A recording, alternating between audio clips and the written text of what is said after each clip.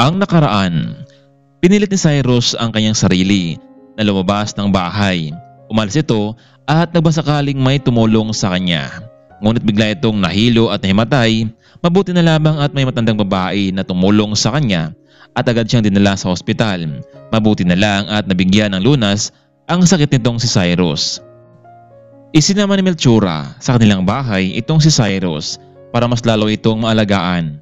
Laking gulat naman itong si Clara na makita ang bata na kasama nito ang kanyang ina. Clara, pumayag ka na dito sa bahay natin tumira itong si Cyrus. Sigurado ako na kung ano man ang trato nila sa bata, hindi pa rin magbabago iyon. Ilipat ko siya sa ibang school. Ako ang magpapaaral sa kanya. Sana matulungan mo ako, anak. Ma'am, sigurado ka na ba sa desisyon mo? Oo, Clara. Sige ma'am, kukunin ko ang mga school requirements ni Cyrus. Maraming salamat talaga at pumayag ka, anak. Cyrus, mula ngayon sa araw na ito, tawagin mo akong Lola Melchora at siya naman ang Tita Clara mo. Lola, hindi ba magalit sa akin si Ma'am Clara kapag ginawa ko yun? Hindi naman, Cyrus. Matutuwa pa nga siya kapag tinatawag mo siyang Tita Clara. Alam mo, meron akong naalala sa'yo. Nakalipat na nga sa isang private school itong si Cyrus. Hindi naman sila binigo ng bata dahil siya pa nga ang palaging nauna sa klase.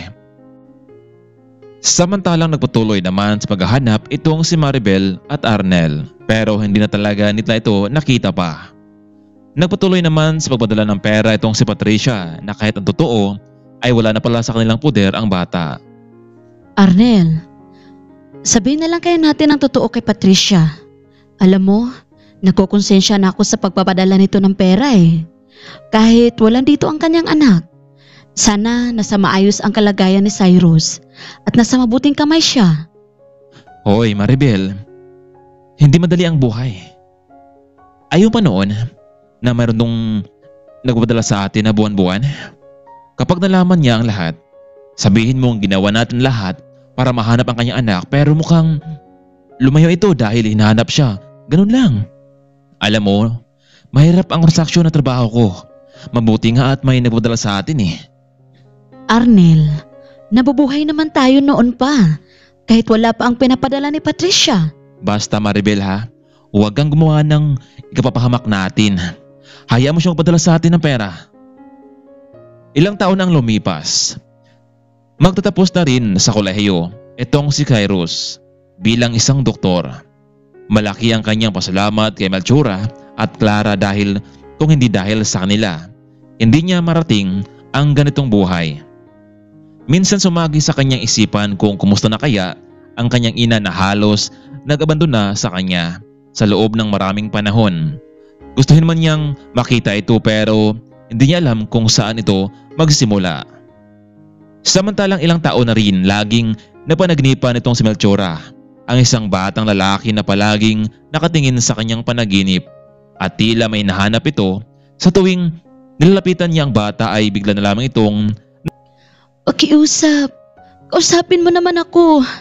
Baka makatulong ako sa'yo. Ma'am, nanaginip ka. Ha? Panaginip na naman? Ma'am, ano ba kasing panaginip mo? Ano bang meron na hindi ko alam? Clara, hindi ba palagi kong sinasabi sa'yo na bago mawala ang ate mo, bago nasunog ang dati nating bahay, kasama niya ang kanyang bagong silang na sanggol. Pero hindi namin alam kung bakit biglang nawala ang bata at yung ate mo na lang ang nakita ng wala ng buhay. Ma'am, baka may posibilidad na buhay pa ang pamangkin ko. Hindi ko nga alam, Clara, kung nakasama ba pati ang mag-asawang katuwang noon sa mansyon dahil hindi rin nakita ang kanilang mga katawan. Hindi ko na rin matandaan ang kanilang mga pangalan. Ma'am, baka naman sila ang sumagip sa pamangkin ko at kailangan natin silang mahanap. Wala rin akong balita sa kanila, Clara, kung nakasama ba sila sa sunog o nakaligtas sila. Ma'am, bukas na pala ang graduation ni Cyrus. Grabe no, hindi natin namalayan ang panahon. At ngayon, magiging isang doktor na siya. Pero ma'am, Paano kaya kung isang araw biglang dumating dito ang tunay niyang ina? Anong gagawin natin? Iha, hindi naman natin pwedeng ipagkait sa kanyang ina itong si Cyrus. Kung saan siya magiging masaya, susuportahan natin siya. Kinabukasan, ito na nga ang araw kung saan ay magtatapos ng pag-aaral si Cyrus. Hindi masukat ang saya ng binata dahil sa kanyang nakamit ngayon. Malaki ang kanyang pasalamat ni Melchora at Clara sa kanilang ginawang pagtulong. Cyrus, masaya kami para sa iyo. Kung ano man ang mga plano mo, nandito lang kami ni Tita Clara mo. Maraming salamat, Lola. Gagawin ko ang lahat para makabawi sa kabutihan niyo sa akin ni Tita. Pero Lola, kung okay lang sana sa inyo, gusto ko sanang bumalik sa amin, sa dati naming lugar kung saan ako ipinanganak. Huwag kayong mag-alala dahil babalik din naman ako agad eh. Okay lang naman, Cyrus. Dahil wala namang pasok ngayon si Clara, gamitin mo muna ang sasakyan ng tita mo. Naku, maraming salamat po Lola sa inyo. Sa araw ding iyon ay nagtungo na nga itong si Cyrus sa kanyang dating lugar. Marami nang nagbago, yung dating bahay nila ay wasak na at hindi na pwedeng matirahan pa. Pero napansin ni Cyrus kung bakit may nakatabi itong isang maliit na kubo na pinagtabi-tagbi ng mga yero. Hindi niya alam kung sino ang nakatira dito. Habang nasakay sa kanyang kotse ay nagtungo din ito sa tahanan ng pamilyang nagpatira sa kanya. Pero puro sakit at paghirap lamang ang kanyang natamo. Laking gulat ni Cyrus dahil ang dating maliit na bahay noon ngayon gumaganda na. Mas lalo niya tuloy naalala ang mga pangyayari sa kanya noon. Kaya naman pinaandar niya itong sasakyan at akma nang umalis. Pero napansin niya ang isang matandang babae na nakaluhod sa may pintuan ng malaking bahay at tila may kailangan ito. Pwede ba, Patricia? Umalis ka na. Wala kaming pakialam kung naubos man ang ipon mo sa pagpadala sa amin. Hindi ka naman namin pinilit na magbigay, di ba? Binigay namin kay Cyrus ang lahat ng kanyang gusto, pero lumayas pa rin ito. Hindi namin agad sinabi sa iyo para naman hindi maipektuhan ang trabaho mo. Walang hiya ka, Maribel. Pinagkatiwala ko sa iyo si Cyrus. Pinadalhan pa kita ng malaking pera. Pero niloko mo ako. Aling Patricia, umalis na ka dito bago ako tumawag ng pulis. Alam niyo bang trespassing na kayo dito sa mamahay namin? Ginawa ni nanay ang lahat para kay Cyrus pero anong ginanti niya sa amin? Lagi niya akong inaaway noon pero hindi siya nagwagi. Alam niyo, hindi kayo magkaroon ng malaking bahay kung hindi dahil sa mga perang pinapadala ko sa inyo. Umalis na kayo, Aling Patricia. Bago pa dumating ang mga pulis dito at yung tatay ko, baka ano pang gagawin niya sa'yo? Biglang hinila at kinaladkad nitong si Maribel itong si Patricia palabas ng kanilang bahay. At sa pangyayaring iyon, habang nakatanaw mula sa loob ng sakyan itong si Cyrus ay inaawa ito sa matanda. Kaya naman bumaba muna ito ng sakyan at nagtungo sa pwesto nila. Hindi niya inasahan na ito pala ang kanyang nanay Patricia. Nanay Patricia? Ikaw na ba yan? Cyrus, anak, ikaw na ba yan? Mabuti naman at bumalik ka. Alam mo anak, matagal kitang hinahanap. Hindi man lang nila sinasabi sa akin na umalis ka noon at palagi pa rin ako nagpapadala sa kanila ng pera. Nay, paano hindi ako malis?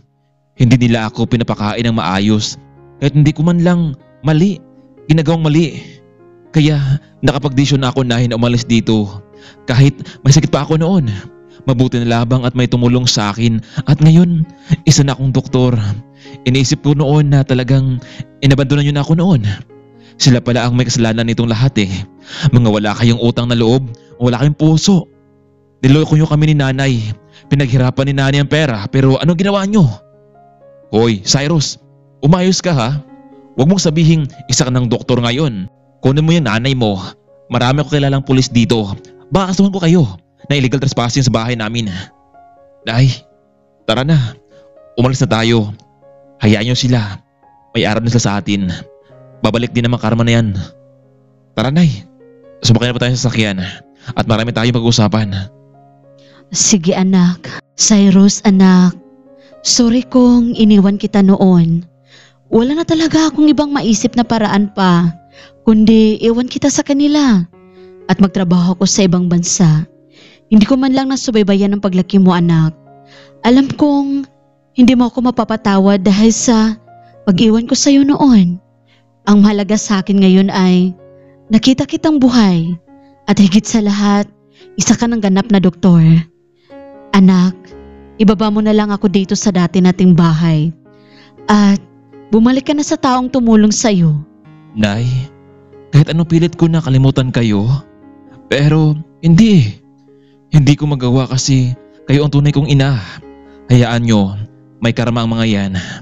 Nay, matagal ba kayo nakawi sa bahay natin? Oo anak, pero ganito pa rin pala ang magiging buhay ko. Hayaan nyo, Nay. Sa sunod na mga araw, ipapakilala kita sa mga taong tumulong sa akin. Naku, wag na anak.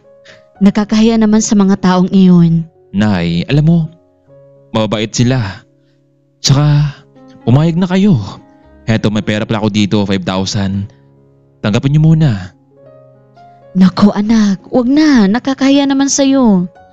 Alam mo anak, kung hindi ko talaga ito kailangan, hindi ko ito kukunin. Hayaan mo, ibabalik ko rin ito sa'yo. Ano ka ba, Nay? Wag na. Alam mo, Nay, tama ka eh. Maraming mga araw na hindi tayo nagkasama, kaya gusto kong bumawi tayo sa bawat isa. Ano kaya ang magiging reaksyon ni Patricia kapag nagkita na sila ng mga taong tumulong kay Cyrus sa pag-aaral? Mabubulgar na kaya ang tunay na pagkatao ni Cyrus, kung sino nga ba talaga ito?